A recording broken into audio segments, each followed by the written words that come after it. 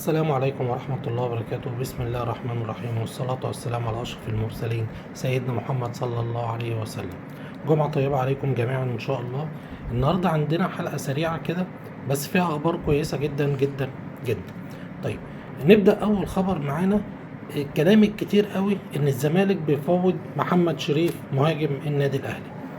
محمد شريف لسه ناقص طبعا في عقده سنتين مع النادي الاهلي، فطبعا صعب جدا جدا جدا اللي هو يروح نادي الزمالك، والراجل مستقر في النادي الاهلي. حتى لو اليومين دول ما عندهوش حظ او ما عندهوش توفيق في احراز اهداف، بس الراجل بيأدي وبيعمل اللي عليه، وان شاء الله ربنا نتمنى له باذن الله اللي يرجع لمستواه ويرجع شريف المخيف تاني ان شاء الله. وماتش الاتحاد اللي جاي ربنا يكرمنا ويقدر يهدف، وماتش الزمالك اللي هو متعود عليه بيهدف فيه ربنا يرزقه ويهدف فيه ان شاء الله.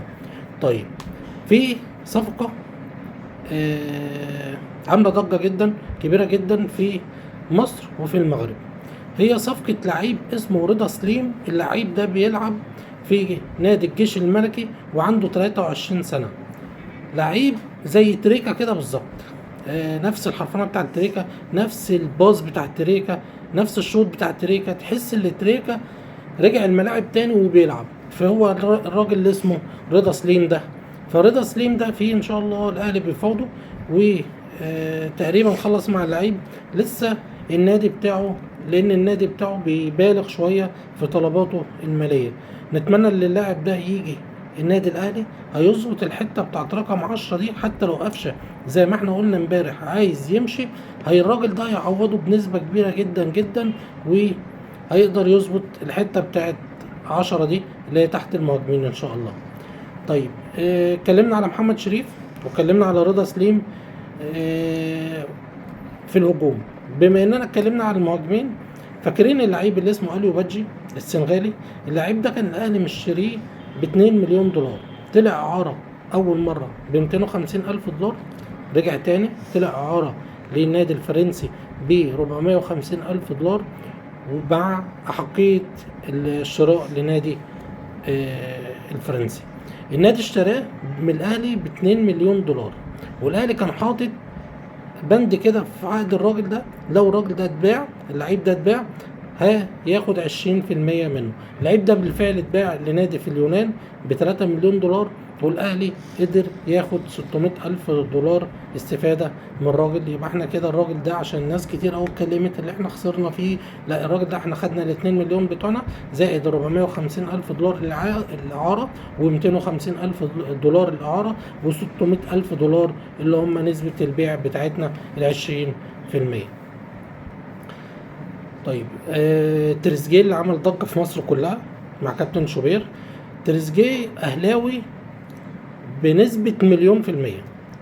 حتى الراجل اتكلم امبارح قال لو انا رجعت مصر او فكرت العب في اي نادي تاني في مصر، طبعا مفيش الا الاهلي، لان الاهلي يعتبر بيته. والراجل من هو ناشئ صغير وهو بيلعب في النادي الاهلي، وده اي حد يتمنى لعيب زي كده يلعب في النادي الاهلي. لعيب كويس جدا، سريع، بيعرف يجيب اجوان، وابن النادي الاهلي، وعنده الحماسه وعنده الاحساس بتاع اللعيبه اللي متربيه في النادي الاهلي، اللي هو بتاع المكسب، ما يحبش التعادل، ما يحبش الخساره. فلعيب زي ده احنا طبعا نتمناه كلنا يكون موجود معانا في النادي الاهلي. نتمنى له التوفيق الاول في رحلته الاحترافيه، وان شاء الله باذن الله مستنيينه في اي وقت حب يرجع النادي الاهلي بيته وملعبه ان شاء الله وناديه. طيب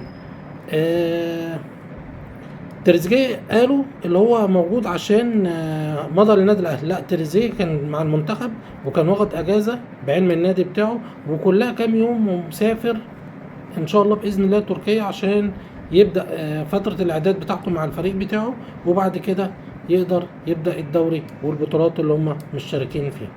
طيب صفقتين من الاهلي خلاص خلصوا، مشوا من النادي الاهلي على سبيل الاعاره، وان شاء الله نتمنى لهم التوفيق باذن الله.